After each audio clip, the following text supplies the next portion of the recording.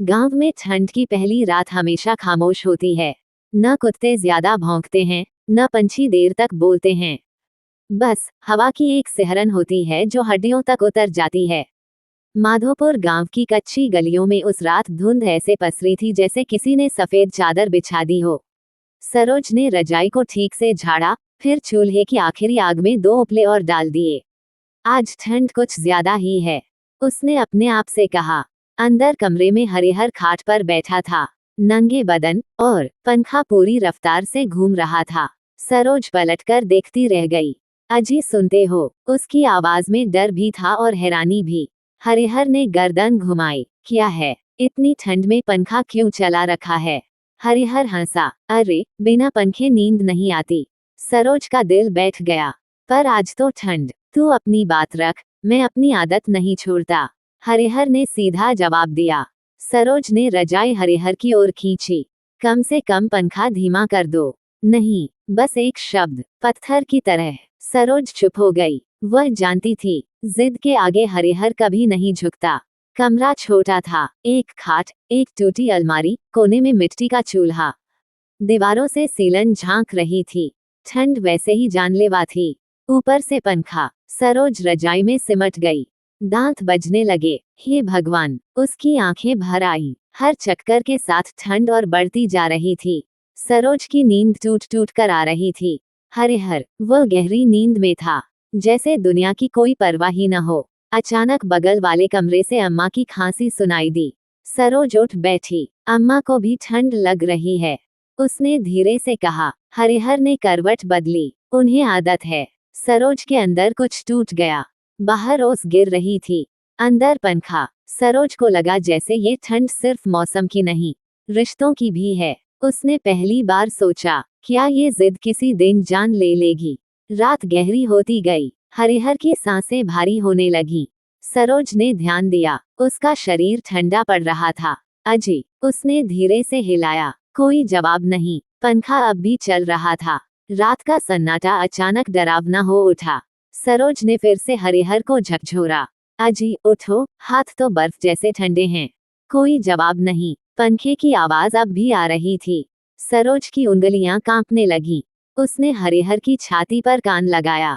सांस थी, पर बहुत हल्की, जैसे हर पल टूटने वाली हो। हे राम, उसका गला भर आया। सरोज ने पूरी रजाई हरिहर पर डाल दी, फिर खुद उसके पास बैठ गई। अपनी हथेलियों से उसकी छाती सहलाने लगी, पर शरीर जैसे पत्थर बन चुका था। उसने पंखे की तरफ देखा। गुस्सा, डर और बेबसी तीनों एक साथ फूट पड़े। सरोज उठी, पंखे के स्विच तक गई, पंखा बंद कर दिया। कमरे में अचानक सन्नाटा छा गया। ठंड अब भी थी, पर हवा की मार रुक गई थी। उसी वक्त बगल के कमरे से अम्मा की आवाज आई, बहू, बहू, मुझे बहुत सर्दी लग रही है। सरोज भागकर गई। अम्मा कांप रही थीं, होंठ नीले पड़ चुके थे। क्या हुआ अम्मा? सरोज ने उन्हें कसकर पकड़ लिया, पर उसका दिल अंदर वाले कमरे में अटका था।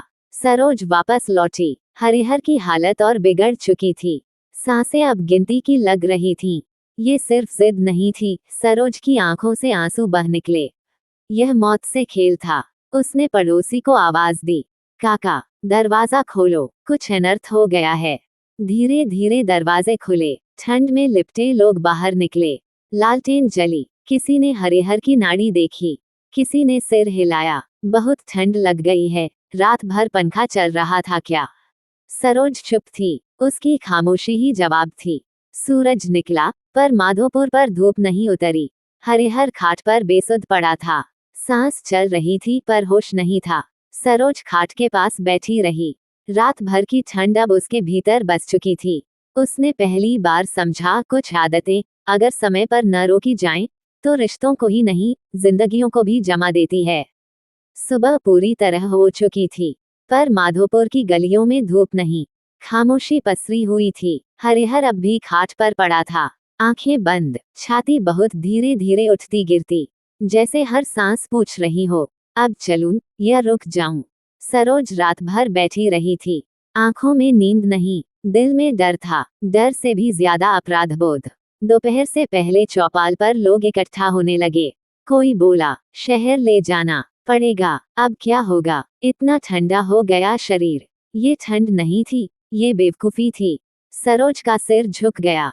उसे याद आया कितनी बार उसने कहा था, इतनी ठंड में पंखा मत चलाओ, और हर बार हरिहर हंसकर बोल देता, अरे आदत है, कुछ नहीं होता। आज वही आदत। खाट पर बेसुध पड़ी थी। किसी तरह बैलगाड़ी का इंतजाम हुआ। कंबल, रजाई, गरम बोतल, जो मिला लाद दिया गया। शहर के अस्पताल में डॉक्टर ने देखा।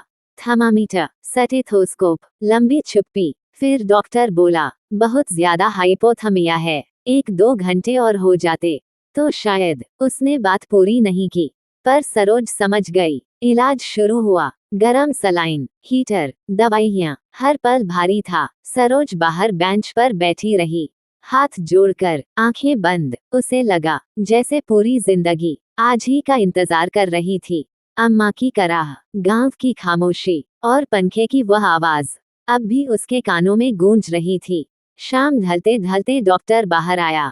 अब हालत स्थिर है, उसने कहा। होश आने में वक्त लगेगा, पर जान बच गई है। सरोज वहीं जमीन पर बैठ गई, रोई नहीं। कुछ दिन बाद हरिहर होश में आया। पहला सवाल पूछा, पंखा। सरोज ने उसकी ओर देखा। आंखों में डर नहीं, सख्ती थी। अब नहीं, उसने साफ कहा, अब कभी नहीं। हरिहर ने धीरे से सिर हिला दिया।